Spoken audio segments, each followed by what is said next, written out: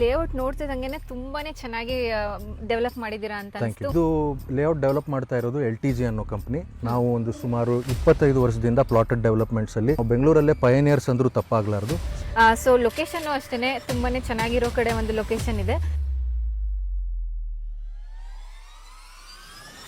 ಈವರೆಗೂ ನಾವು ಸರಿಸುಮಾರು ಒಂದು 8,000 ಸೈಟ್ಗಳನ್ನ ನಾವು ಡೆವಲಪ್ ಮಾಡಿ ಈಗಾಗಲೇ ಮಾರಾಟ ಮಾಡಿದ್ದೇವೆ. So we have a strong family of 8,000 satisfied and very happy customers ಅಂತ ಹೇಳಲಿಕ್ಕೆ ನಮಗೆ ಹೆಮ್ಮೆ ಆಗ್ತದೆ.